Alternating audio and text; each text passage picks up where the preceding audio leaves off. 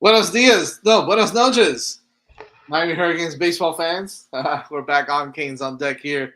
Here and at the late Monday night, baby. Thanks for everybody that's going to be joining us watching the show.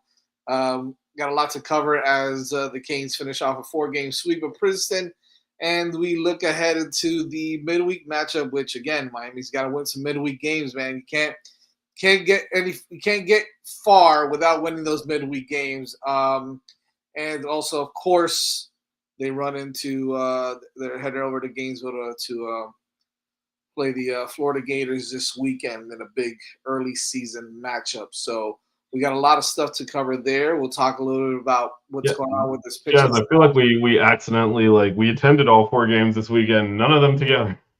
I know, isn't that crazy? On Friday, I did the early game Saturday, you did the late game Saturday, and I went on Sunday. Somehow just missed. Well, hey, as long as we were out there, obviously, we had it covered. Sports and Canes on Deck team was basketball's about done, and then I went up to split duty. So yeah. I don't. At this point, it's just. Anyways, we got a special talk about that. The better. We got a special guest coming on the show as well in a few minutes here, but I mean,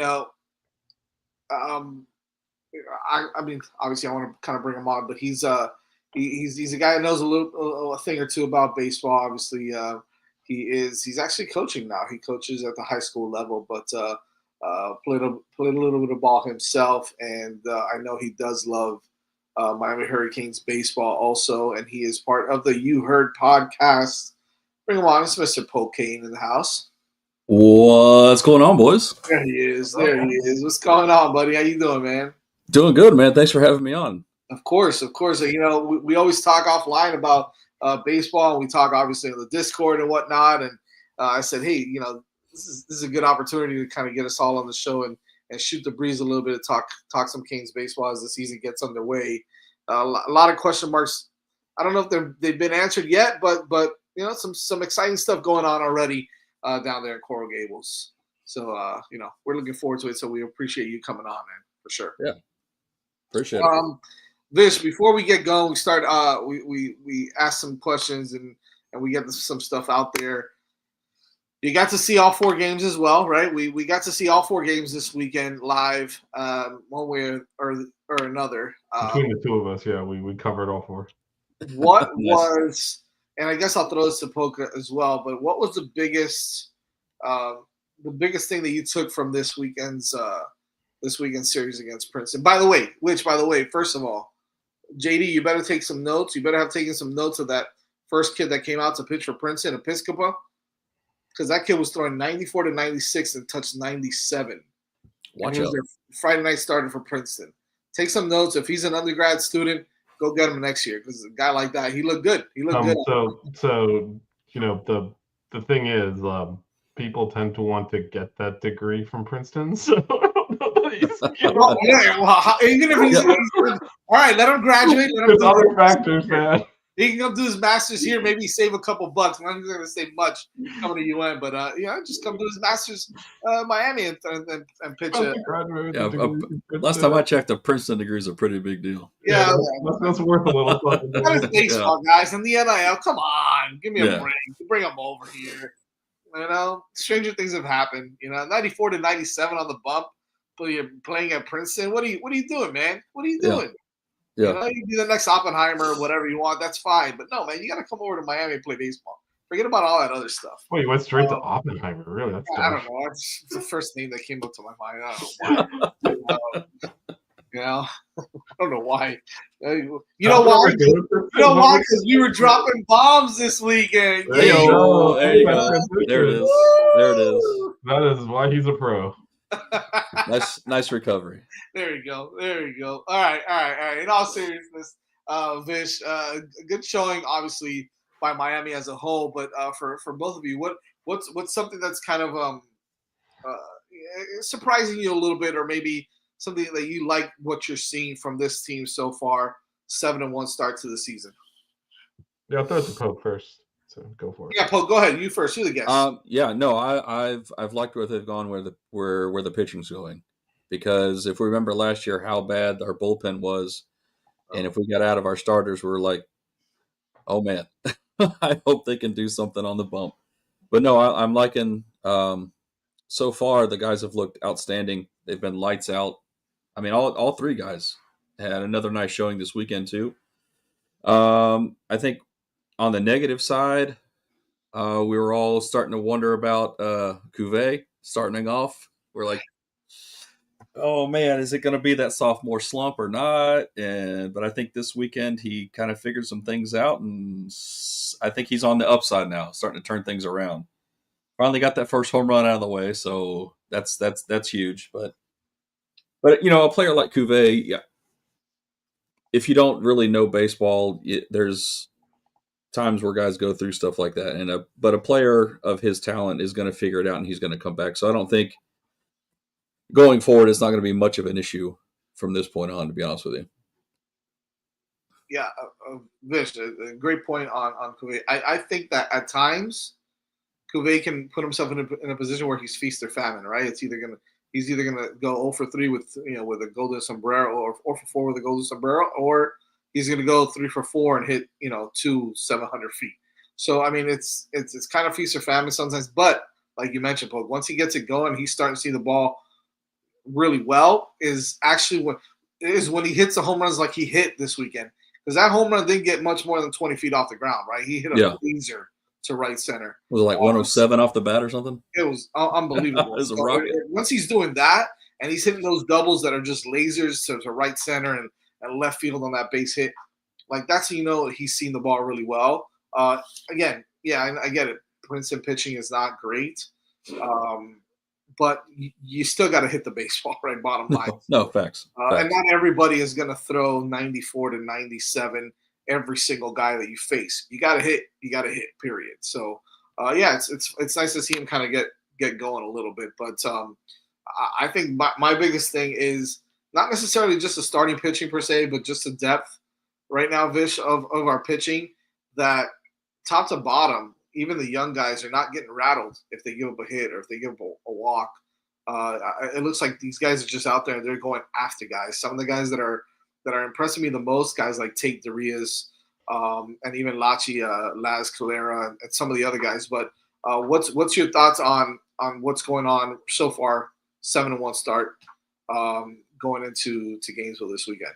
Yeah, I mean the pitching is definitely like the positive overall. I mean, how many runs have we allowed total this year? Was it like 7, 8, something like that? Yeah. It's been very. Even the loss was 2-1. Yeah. So they're and you both touched on it. Like, I mean, last year, like the guy we'd go to out of the bullpen most was Ben Chestnut. I mean, he was not. And yeah, the Polk's pictures worth 1,000 words. If you look at Polk's face when I dropped that day, but. I mean, he pitched a ton of innings. He was the midweek starter. He was the first guy out of the bullpen, and his stuff isn't there, right? I mean, so it's just that was what it was reduced to. A lot of injuries too. The pitching staff last year didn't help, but yeah, it seems like it's early, and it's Niagara, and it's Princeton, so we'll obviously learn a lot more this weekend. But so far, pretty much everyone he's put out there has pitched well. We haven't had anyone really get into any kind of trouble. So that is that's a good sign. Now we're gonna find out a lot more this weekend. It was a pretty big step up in competition, but yeah, so far the pitching depth, and I'd say there's good balance on the lineup so far. Although I'm curious, we're gonna see more shuffling with Mikey Torres kind of struggling in that leadoff spot. So I don't know if he's still going to be there going forward. Might move him back to the line because he started at the back of the lineup. They moved him up to lead off. They might bump him back a little bit again.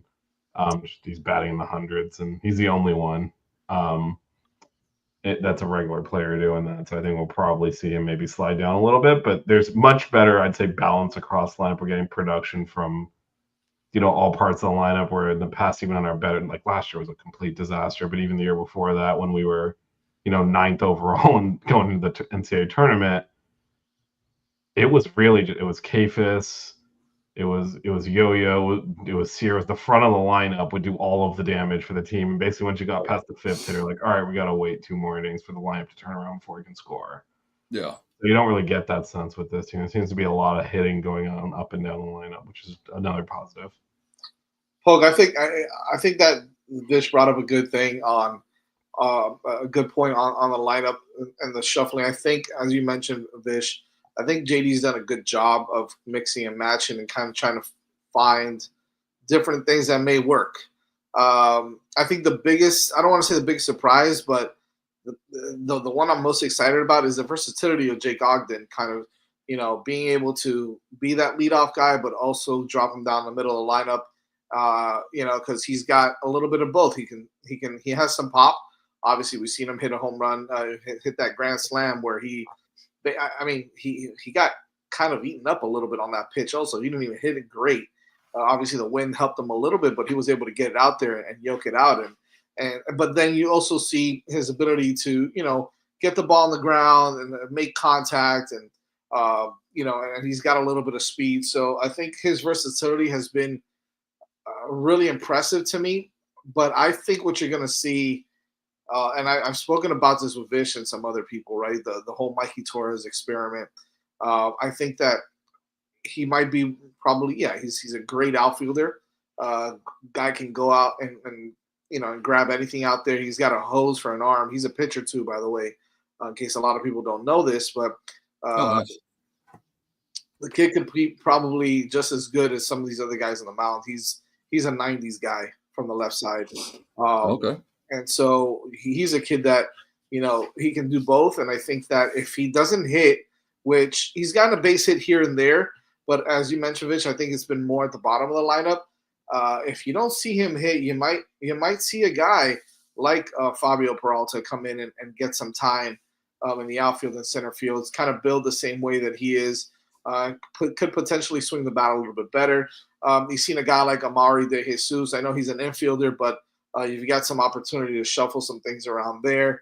Another kid that's kind of built similarly with some speed and some can swing the bat a little bit, hit a double off the wall this weekend in one of his at bats. So, you've got some options there. You've got, I hate to say it, but the biggest disappointment to me is like Kulikowski, who hasn't been able to get it going just yet. He's a guy that could right off the bat say, hey, if he's not doing, if Mikey Torres is not getting it done, then just put Jake out there, right? But Jake hasn't proven himself to be able to do that just yet. I know you can always just put Bobby Marsh in the outfield and move some things around and get somebody else in center field, and you've got yourself an option there. Todd Hudson, I know, plays the outfield a little bit, so you've got some things that you can do. Are you concerned with the slow start from Mikey Torres? I guess all of that to say, are you concerned with his slow start? Do you continue to maybe let him, bat in that leadoff spot? Do you move him back down the bottom? Do you maybe try a kid like Fabio Peralta? What do you do in that leadoff spot with Mikey Torres? Do you give some other guys a shot, or is it still too early? For me, I think you give him this shot this midweek game and see if he can kind of figure something out, maybe turn things around. But you're also talking, what is he, a freshman? Yeah. Too? Yeah. So you still got a lot to work with, but I don't think. If we're being honest, he might be a 250 max guy. You know what I mean? So, but if he can prove he can get on base consistently, I think that's what matters more from a leadoff spot than maybe what your average is, so to speak. But if he can put balls in play, if he can get on base, things like that, I don't think there's really much to worry about. But again, we're only 8 games into a season. Baseball's a long sport, a long season, so there's plenty of time to make things right and turn it around. So let's see here. Yeah, and I think just to add to that, so we've fortunately, except for the FAU game and the Friday night game against Princeton, we've been up big early in these games. So all the guys you mentioned, Jazz, have had opportunities. And I think if one of them actually stepped up and seized it, they could take, but they've also struggled. It's different when you're not, starting and you're coming in the third or fourth inning because the game's out of hand and then trying to hit. But, no one's really stepped up and said, oh, yeah, you got to keep this guy. You mentioned Kulikowski, who's, a year or two, you'd expect he's not I mean, he's doing maybe a little bit better than Torres, but Torres is a much better defender than all the other guys we've mentioned. So you got to really prove you're going to add that production at the plate. And I do think he would benefit from just moving him back down the lineup. Like early in the year, we were able to use him to bunt people over because there's people when you're leading off, you don't get that advantage. You have to hit. You have to get on base. What's his on base percentage now? Maybe CCH has that in the chat. Mikey Torres, because like Polk mentioned, that's more important to me. I know we've spoken about this. He gets on base. I don't care how he gets on base. 379. His OBP is 379. Okay. Like to see that in the 400s. Yeah, his is 379. So is Cuvier's. So is Bobby Marsh. Bobby Marsh is 333 actually. Everyone else is in the 400 that's starting. Yeah, that's interesting, right? Bobby Marsh, he's leading the team in RBIs, and yeah, I mean it's different, right? And that this is so yeah. I mean, well, when he's rounding bases, though, does that count as being on base? I mean, you know what I mean? Hell yeah. Yeah. Yeah, but you mentioned Peralta, like his OBP is 250. So I think there's guys that have kind of had a chance to seize that spot and they haven't. And I do think Torres would benefit from just moving to the lineup a little bit. I agree. It can also be one of those guys on base and they have to throw strikes to you, and you can kind of sit on some pitches. Then when your like bases are empty, and they kind of got the full. I think he'd benefit from just being further in the lineup. But right now, I mean, I wouldn't think I'd mix anything up. Team's playing well. The vibes are good. I do agree with what a lot of major league teams are doing, and you see that trend also in high school, college baseball now is putting their best player, their best hitter at the 2 spot. I think that was a nice idea for JD to put Cuvier in the 2 spot. I think that's an excellent choice. I think he needs to stay there at that 2 spot right now. He's going to see some pitches there. Mikey down in the 8 or 9 slot, I think is probably in the 9th slot is the smartest because now you've got potentially 2 leadoff hitters back to back, right? That's where I was going to go with it. You know, whether you put Jake Ogden at the leadoff guy or whether you put another kid like, oh God, I don't know. You can throw somebody else in there. Maybe Dor. I don't want to waste Dorian Spat at the leadoff spot. I like him. He can drive in runs, and so I like him a little lower in the lineup. But you're probably looking at Jake Ogden moving back up to that leadoff. And then you've got Cuvier at number 2, hitting second. So I like that lineup. To me, is a good lineup. But like you said, right, we're mixing and matching still. We're still trying to see what fits. At the end of the day, I hate to say it, I want to sweep the Gators. But at the end of the day, you have a good showing against those guys. You pitch well. You hit the ball decent. It's not conference play, so as far as from a conference perspective, it doesn't matter as far as record is concerned. But if you want to play with the big boys, you got to be able to compete against the guys like the Gators. And so, for me, I'm not too concerned about the hitting. I want to see that pitching is for real because the pitching is for real so far, but the pitching is for real against, as you guys mentioned, Niagara and Princeton, and and FAU and those guys. If the pitching is for real against the Wake Forests of the world and the Virginias and Dukes and Floridas and stuff. Now you're talking about a team that's going to be able to go a long way because not only do you have those top 3 guys, but then you've got guys like it's funny because last year we were not making fun of, but we were kind of like Ben Chestnut throws 80 poo, right? And you're talking about Alex Thoreau who just came in and threw a no-hitter in those 5 or 6 innings that he pitched on Sunday. On Saturday against Princeton, throwing 80 poo, right? 83, 84. I think he topped out at maybe 85 miles an hour. But he's got some filthy stuff aside from that, which kind of helps. So I really like what I saw from him, whether he's our number 4 guy or our number 5 guy. As I mentioned, you've got some other arms, some live and some young arms like Darius and Calera, Robbie Evans, Will Smith. The list goes on and on. Carson Fisher. Some of these guys can come out there and can really throw hard, can throw good. They pitch. They're good pitchers. And Polk, correct me if I'm mistaken. Are you the pitching coach out there at where you're at? Yeah. Okay. So for me, I look at that the most is pitching, not throwing. Can they throw hard? That's all great and stuff, but right. If you're throwing hard and you're not, you're missing your spots. You're down on counts, and you're not understanding the concept of how to get a guy out. Forget about trying to strike him out. All these different things that play into it. You can tell when a kid is locked in and knows what the hell he's doing on the mound, and when a kid is just going out there trying to, blow it right by people. And that's one of the hard things to get across to high school pitchers, that they just want to go out there and see that velo up there. You know what I mean? It's like, well, none of y'all are even touching close to 90. So what are you trying to throw? Why are you trying to throw past guys every time you come out there? It's like, it's at that point, it's all about location. Right. If you can locate a fastball and then work your off-speed stuff off of that, your fastball is going to look that much more dominant. And I think, with like the guy you were just talking about, if he's only throwing, low mid 80s, you got to be able to work your other pitches around that fastball. You got to be able to locate. You got to work both sides of the plate, and then work your off-speed, work your break and stuff off of that. And then if you can spot up your fastball, I mean, you keep hitters off balance all game. And that's where you're going to see a lot of success. And I think that, what the pitching staff is doing right now is throwing a lot of strikes. I think we have something like 20-something walks and only like 70 innings pitched, which isn't that bad. We're not giving to free base runners. We're locating the ball. And, sometimes guys just have to pitch to contact. If they're not a dominating pitcher, you pitch to contact, you let your defense work behind you. And I think if they can continue to do that, I think you're going to see a lot of success from the pitching staff going forward. Vish, you mentioned this at the beginning of the season. How good can our defense be?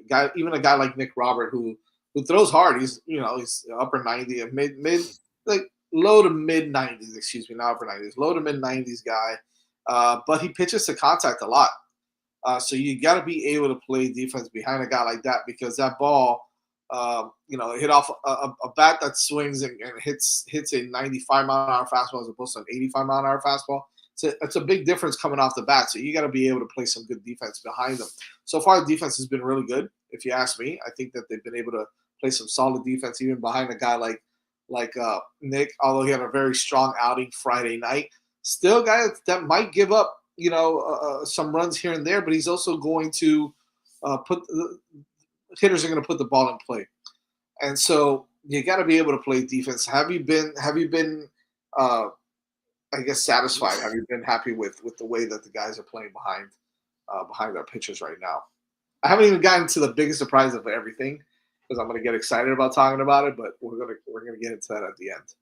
Yeah, I mean, the fielding's been fine. We haven't really had any mistakes. We made a couple of flash plays, and I mean, after watching Niagara try to catch a pop up and repeatedly drop it, I'm not going to complain anything defensively. No, I think we're solid there. We haven't really had any glaring. There's been a few errors, but nothing glaring, and no concerns defensively at this point. So again, we'll see. The competition's been bad, as CCH is mentioning in the chat. You're playing Princeton, Niagara, so everything looks good, right? Even so, I mean, if you look at our ERAs, they look like they're made up. They're so low. So we really, I mean, our three starting pitchers, Walters is 0.82, Robert is 0.9, and Hugus is 1.5. Hugus literally gave up one hit, and it was a 2-run homer, and that's why he's got a 1.5. So I'd be more concerned if we didn't look as good as we've looked. Yeah, well, that's why. So Jazz and I were talking about this offline, but last year we were struggling in these games. No, exactly. Back to beat NJIT in the opener, we dropped the game to Long Island. So I think, and those games were competitive, and so even in the wins, and Jazz and I actually talked about that last year on this show. Jazz brought this up when they were like, they do the cardiac canes thing. When you come back in the ninth inning and win, he's like, we're doing this against NJIT. This is a problem, right? That's a problem. Just come back against like Florida State, win in the ninth. You came back against teams you should have been up easily. Your luck's gonna run out eventually, man. When you do that, and it did. It spiraled out of control. I remember the losing record, and so they're up again. Like, we don't want to get carried away, because these are bad teams that are beating the crap out of, but they are beating the crap out of bad teams, which is a pretty big improvement from last year. I think that's the biggest thing for me is they're doing what they need to do, right? I mean, that FAU game in the midweek, again, solid pitching. We just couldn't hit that game, and I think that hitting's going to come around. It'll be fine. I think we got some guys that can really swing the stick. Well, I mean, that's where the walks got us that game. Yeah. I mean, when the bats go stale like that, you can't have pitchers out there walking bases loaded, giving up 2 runs and give up the lead on bases loaded walks. Yeah. So that was an issue for sure. Yeah. I know there's some talk about somebody at DH right now in the chat. There's no way you're going to put a guy like Arizaga at DH. What has he proven so far to put him in the lineup? Right now, the lineup, I'm happy with the lineup. I'm happy with, put it this way, the guy that I'm happy with that has shown me a little something is Nolan Johnson as well. He's gotten the opportunity, and in that game that I went to go see on Saturday night, he went like 2 for 3, if I'm not mistaken. The kid looked the part. For talk about a freshman who can swing the stick a little bit, a big, strong kid. I think that there's some opportunity for some development there. Whenever you get a chance to put those guys in to play a little bit, that's what you want to do. That's how you're going to develop them. But when you're playing the likes of Florida or Florida State or Wake Forest in a 3-game series, you need to have your best out there. Before we kind of finish this off, and Polk, again, man, thanks for coming on. I think the biggest surprise to me has been the play of Tanner Smith.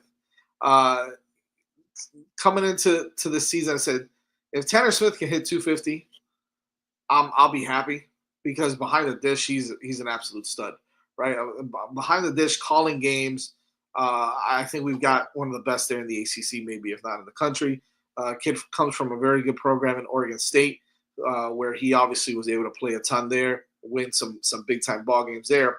But they only batted like 212, right? So I said, okay, this is going to be the issue. Can he swing the stick? Well, right now he's like the best hitter on this team. The way he's swinging the bat, the kid looks like he's got an idea. He's got a clue at the plate. He looks really good. He looks really confident behind the dish, and obviously at the plate. So I'm really excited with the upgrade as so far, Polk, behind the plate at catcher and Tanner Smith. What are your thoughts on him?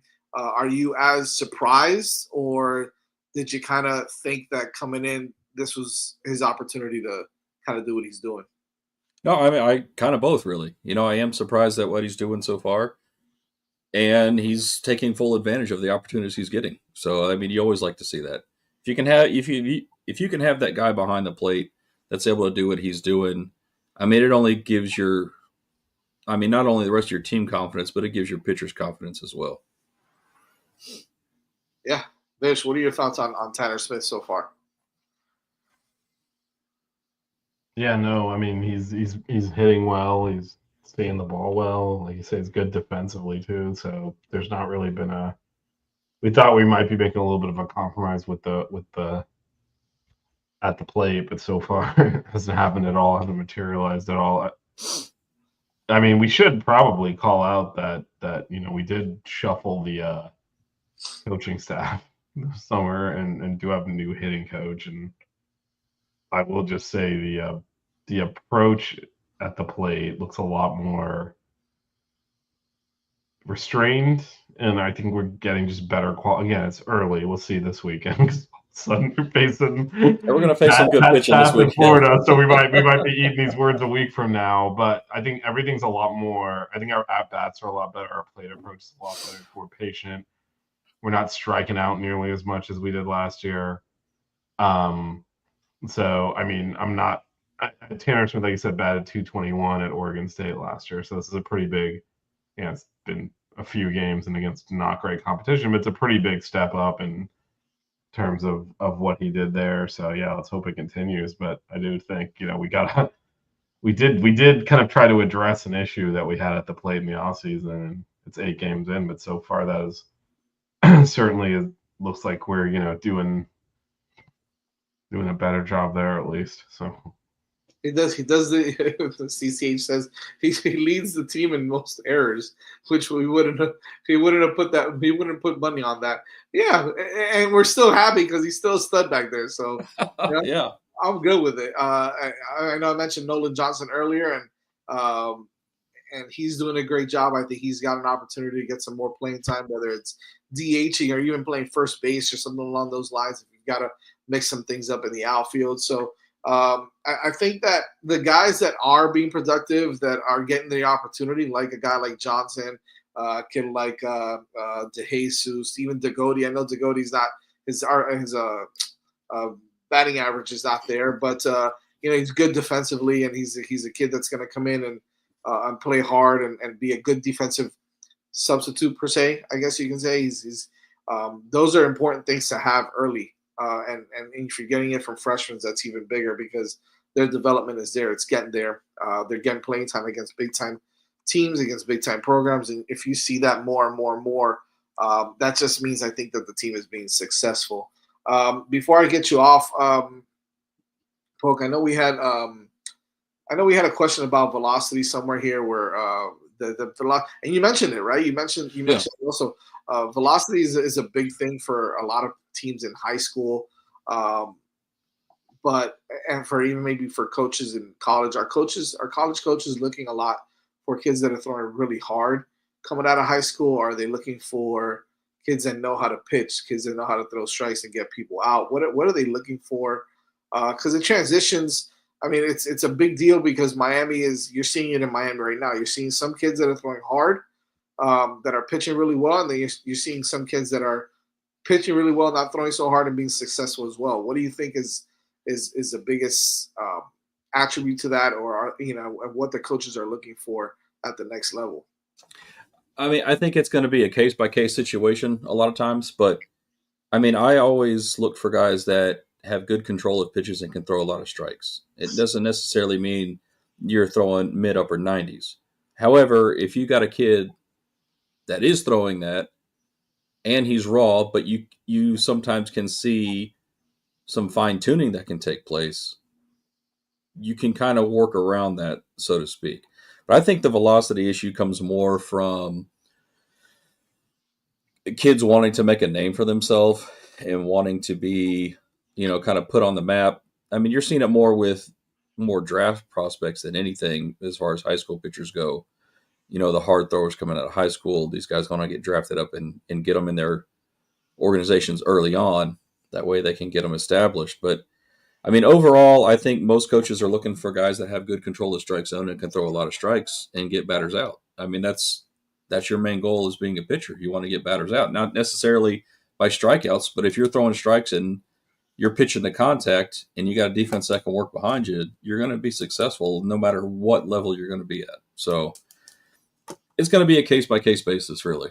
Yeah, and if you get lucky and you get that one kid that throws 90, 94, 95 miles an hour, 92 miles an hour, he just by default he's going to be dominant in high school. Oh, absolutely. 90% of high school teams or high school hitters can't hit that stuff on a regular basis. So he's going to be successful whether he's got good command or not. Kids don't see that. Kids don't know what to do with that. So he's going to be successful. So that way those guys automatically are, they'll be recruited highly. They'll get drafted, this and the other, because coach at the next level says, I don't care if this kid can't throw a curveball right now. He throws 93 miles an hour as a 17-year-old. I'll teach him how to throw a slider. I'll teach him how to throw one. Exactly. Okay. I mean, I got one kid now. He's probably 88, but he's all of 150 pounds soaking wet. But he puts everything behind the ball. Max guy, huh? Max guy, maximum effort, but great kid. Has a nasty hook to go along with it. So I'm really excited for the season he's going to have. But those are the kids you win baseball games with, man. Like those are kids you win playoffs with and championships with, because you got that one guy. I get it, but that one guy can only throw every 4 or 5 days, right? You got to have other guys that can do what that kid does. I'm sure. Yeah. Well, I mean, in high school, you have pitch counts that you got to adhere to, and if they throw so many pitches, it wasn't pitch counts when I was in high school. Me either. I threw like every other day. I was the same way. Every 2 innings, just pop 4 Advils and just keep going. I lived off ibuprofens in high school. You kidding me? God, tell me about it. Yeah, they throw so many pitches. It's translate to so many days rest before they can throw again. So it's weird. but yeah, back when we threw, I was pitching every other day, man. I mean, I went to such a small high school. I think we only played 17 games total, and I think I pitched 10 of them. So, I mean, if that tells you something, so that's crazy. That is wild, man. I mean, high school baseball has changed a lot since when we played ball. I think I played a total of like 25 games in a season, 30, maybe 30 tops. I don't even remember. What was my record? Well, actually, we were 16-10, 26 games. The year that I won the state championship, 16-10, and then we reeled off 7 games in a row in the playoffs. And that's just just needed to get hot and win a few games. So, but so you gotta have 3 or 4 guys that can do that stuff, man. That can get guys out, that can throw strikes, and not everybody's gonna throw 90 miles an hour. Most of you are gonna throw 80 to 83 or 84, and you gotta win baseball games with those kind of guys. You gotta have those crafty lefties and those kids that can just thumb the ball over the plate and mix it up. You know what I mean? Absolutely. That's why Alex Giroux to me is just kind of relating it to Miami. I think Alex Giroux is going to be important because he's a kid that's going to. You remember?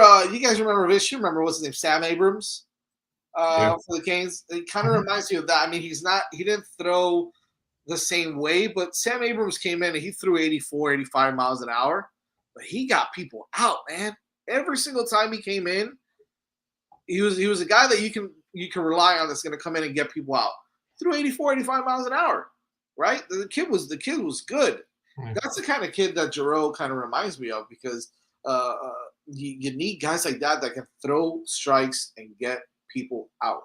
And what would you rather have? Would you rather have the kid strike a kid out with a man out first, or do you want a kid to roll a ground ball double play, and end the inning? That's what I want, and that's what Giroux might be able to do for you that maybe some of these other guys that want to blow it right by you are not going to do. So I'm just interested to see what this pitching does throughout the season. It's off to a great start. We've got one hell of a series coming up against the Florida Gators. Vish, are you familiar with how? I mean, obviously they're 7-0 right now. They're one of the. I think there's 12 undefeated teams, and they're one of them. So one of them ranked, I think, number 8 in the country right now. They did lose a lot last year. They lost, obviously, probably the best player in the country last year, in Jack Caglione. And they lost some pitching, but they've got some young guys on that mound that throw hard. They've got some young guys in the infield that are really good. I know their shortstop is a really good baseball player. But I think this is an opportunity this year for Miami to go in there to Florida and potentially show college baseball that they're a little bit better than they're giving them credit for. Because right now, obviously, no one's giving them any credit. Started off 7-1 and they're not ranked, which is fine. But when you see a team like Virginia ranked 10th in the country and they're 3-3, or Duke is 4-3 and they're ranked in the top 20. I know. Yeah, but I mean, we played absolute garbage. Yeah. So opponents, and then we played one. I mean, FAU is a solid team. They beat us, so I can see the skepticism there. I mean, I guess I can too. I guess I can because they want to see that defense. I mean, you saw that night. I mean, they couldn't even catch a pop up. Like it was. I mean, we had to do some really awful crap to lose to that team. So yikes. So I think, some of these teams, especially, ironically, some of these teams in places, basically not Florida, where it's still cold, they go to their first few weeks are at tournaments where they're playing like high-level teams every game. So if you can lose 2 or 3 games and actually still have 2 or 3 good wins. And so it's very early. I think the Canes will, this weekend is the first real test. I'd be interested to see who Virginia and Duke have lost to that has them with this little shitty record. I don't know who they lost to, but I guess we'd have to go check that out. Oh, man, overrating the ACC is a good thing for us, so pick some other programs to pick at. I'm sure Missouri is overranked somewhere. So, we got a question for you here. It's a high school question.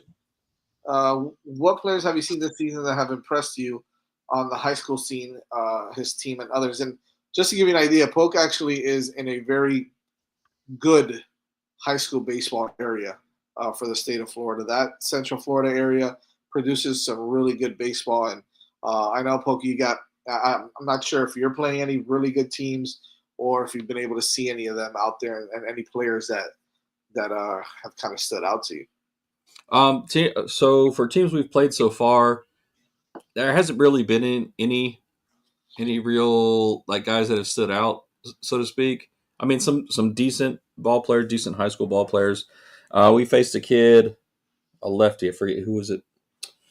Bartow High School up here is just down the road from me. They had a lefty on the mound who was he shut us down for the better part of 4.5 innings, but his pitch count got too high. He had a weird. He came from it wasn't a 3/4, it wasn't over the top, it wasn't side. He had that weird lefty arm angle where the ball just ran from righties like naturally, and he had a decent slider that he was throwing for strikes too. So he might be the only one that stood out for me. I don't know his name because I think he's younger. But we have that plays for us. Our shortstop, his name's Daniel Colon. He's a senior. I mean, I think we've had at least 1 or 2 scouts at every game watching him so far. So really talented kid, has a cannon for an arm from shortstop, hits from both sides of the plate, and he just doesn't get out. Awesome. So he hits in the 3-hole for us, but really good solid builds, about 6'1", right around 180. So strong kid, and he's like super high motor too. Like he does not stop. And the cool thing is he's got a younger brother that's on our team. That's a sophomore pitcher. However, our second game of the season, his first outing, about the 16th pitch in, went down. Oh. Yeah, fractured his growth plate in his elbow. We thought it was the UCL, but if it were to be an injury to have, it'd be that one and not a UCL. So, I mean, we lost him for the season, which took a shot to our pitching staff, but sure. We just got 2 new kids in. One of them is that kid that throws upper 80s. So nice. But it would have helped to have him along with us. So no kidding, man. But yeah, once we start getting more into the meat of our season and stuff, we'll start seeing more talent and stuff too. Yeah, we just played like a kind of not a preseason, but like a beginning of the season little tournament thing. So we haven't really gotten into any of our district play yet or anything like that. But we're 3-3 right now. So okay. But the games we've lost, we've only lost by like maybe 2-3 runs. So we've been in every game we've played. That's great. What division? What district are you? We're in one of the smaller ones in Polk County. Okay. So because we're not a really big school, but I want to say 4A. So there was a big jumble up this year going into. Those things have changed so much. It changes so often. I even lose track. So I'd have to talk to the big. When I won a state title, we were in 6A, which was the highest division you could be in 6A, and we were talking about like I faced Sean Burnett. We faced Sean Burnett, who was the first pick in the draft that year. We faced him in the semis. We faced Robert Andino. We played against Robert Andino and Louis Montañez, who was a first-round pick that year. David Espinoza, who was a third-round pick that year. Oh yeah, so you saw plenty. Yeah, Raul Tablado, who got picked, I think, in the 3rd round, also played. All those guys were all shortstops, and all of them signed to play at UM. So can you imagine if at least one of those guys would have played at UM? Either Tablado, Montañez, Espinoza. I mean, it's unbelievable. That's one of the downsides of and Dino of having that much talent down there. It was just ridiculous. All those kids were set to play at UM and decided to go pro because they got drafted in the 1st round or 3rd round or 5th round. So it's kind of hard to turn down though. I think I would have done the same. So. I would have too. I had to play 4 years of college ball before I got drafted. So, geez, man, it's rough. It's funny. A guy that saw me. As a matter of fact, Vish, you obviously know who he is. Brian Asbury, who basketball player, Miami Hurricane basketball legend. Went to the same high school as I did, but 4 years after me. And he's like, hey, so, you can play 1 year baseball and go pro, right? I'm like, nah, man, you can't do that. This is not basketball. You got to play at least 3 years to go pro. He's like, what? That D1, sucks. Yeah. You play D1, I can't do that. Yeah, if you're a D1, right? If you're D1. And he's like, nah, man, I couldn't do that. I go, yeah, it takes a lot, man. Baseball is tough. I know you got a lot of draft picks and you got a lot of rounds, but it's a tough sport to play. It's a tough sport to get into the bigs, right? It's very difficult. It's very much so. So when you get there, when you get drafted, you take advantage of it as much as you can. So yeah, and even when you do that, it still doesn't turn out for you. That's why I'm sitting here. Doesn't turn out for most of us. Yeah. Let them know, Poke, where they can find. I know you're on the You Heard, podcast. Let them know when you're on, what you kind of do, where they can follow you online. Oh yeah, at Polk Cane on Twitter or X or whatever you want to call it. You Heard podcast. We go live every Wednesday midweek at 6 and on Sundays at 6. Usually, right now it's slow season for football until spring starts ramping up, and then we'll have, of course, a lot more to talk about. But yeah, every Wednesday live at 6, and you can also catch us on Sundays at 6. Anywhere you get podcasts, download us there. We're on YouTube as well. So yeah, sweet, man. That's You Heard. It's at the letter You Heard pod. Yeah, the letter You Heard pod. Yep. And where can they find you on Twitter or X? At Polk Cane.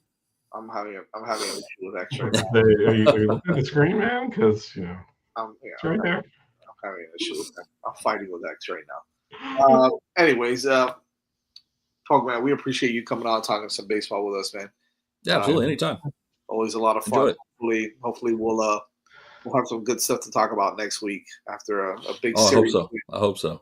Over the Gators. So, but come on at anytime you want, man. You are more than welcome to come on and talk some baseball with us. So, again, we appreciate it, man. Thank you so much. Absolutely, man. Love it. Appreciate you guys.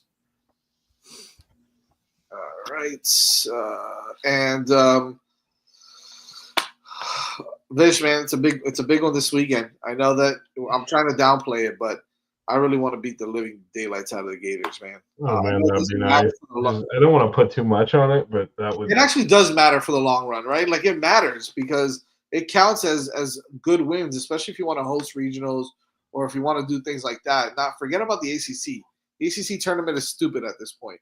Being the top four, elimination, it's stupid. It's stupid. Like you can be the first. You can be ranked number one. Yeah, you're playing the quarterfinals against a team that's just hot.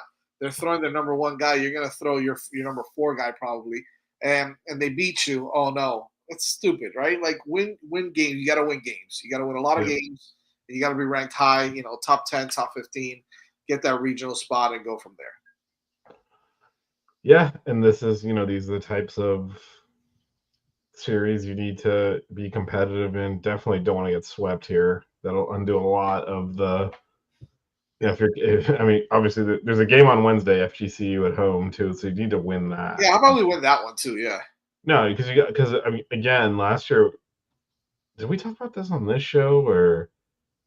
I might have been talking to Jackson Cleveland's ball about this actually, but like once you get into conference play, I mean, it's like you win a series and it's that was not intentional, but just my thumb showing and it picked it up. But you win a series 2-1. You only made up one game in your win-loss record, right? And so it becomes very difficult to make up for a bad start to the season because you get into these winning an ACC series against anyone is hard. Yeah, you do that, you make up one game. So you got to stack these wins on. That's why it's important to win the midweek, like you talked about. So right now 7-1, need to get to 8-1, and that provides you a little bit of. Florida, if you can get at least a game there, you come out there 9-3, you're feeling pretty good, right? But if you start, drop another midweek, it's 7-2, you get swept, you're sitting there at 7-5, all of a sudden it's not, that's not good for. These are important games. It's important to be competitive. Last year, I remember it was, lost 2 of 3, but the 2 were just complete bloodbaths, and then won that Saturday game when the wind was blowing out and hit a bunch of homers and that held up. But, I want to see them compete. I want these games to be in every game. I think they have the starting pitching to do that. So that's what I want to see from the team. This is the first time they're going to really be. I know they lost a game, so it's kind of stupid. This is the first time we're really going to be under pressure. No, it's true. The other team can hit you top to bottom. You really do need to be sharp and play. You're going to struggle at the plate some because they have top end pitching. So all the stuff they haven't really had to experience. Yeah. It'll be a test. It'll be a test, and obviously we hope they win the series. Obviously we hope they sweep, but I would settle for not getting swept. Really, just being competitive in all 3 games, I think would be a pretty big stride forward based on how we performed last year. Because again, last year in the series, lost 2 of 3, but they weren't even close. So after that you get Connecticut, so that's another series you'd like to win. Connecticut's a solid baseball program for those that don't pay attention in the north to teams in the Northeast. So that's not going to be a walkover, but that's a series you'd think you'd win at home, and then that's ACC play all the way to the end. No more cupcake series at the end of the season anymore. No, they got that's rid of it. that because of the Now expansion. you just got to. It's just straight through. So this is one of two non-ACC You got to series. take series, and you got to sweep them when you get a chance. Period. Yeah. Right. You got to win 2 or 3 at the very least. You can't drop too many of them. If you drop too many of them, that's it. You're done, man. So, I think that it's gonna be fun to watch. It's gonna be fun to watch. FGCU is always a tough program as well. The Fighting Ian Farrows.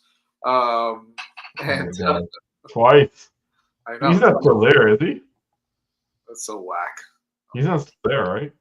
I don't think he's there, right? I think he graduated. Right? Can't be there, right? That was.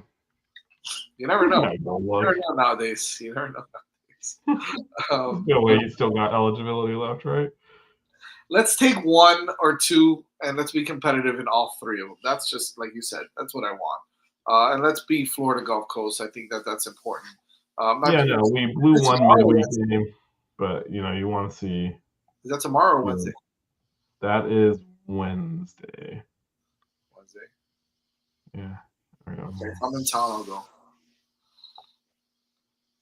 Wednesday. So, Wednesday. We're flying. We're doing a buckets reunion around the women's basketball team in California. So nice. You going to Cali? Yeah, Melissa and I are going, and Matt is there, but going to the other part of Cali. So yeah, we're doing we're gonna do Stanford and Cal, and for women's basketball, and we're gonna we got a bunch of plans. We're gonna do a live show from Stanford's campus on Thursday, and then and we're gonna play a game of not horse but canes. And video it. That's gonna be our first. That I gotta see. Cane's original production of an actual video. That I gotta see. So that'll be. We're gonna tape the raw footage out there, then I'm gonna edit it up and do an actual YouTube, a normal YouTube video, and we'll post it on the.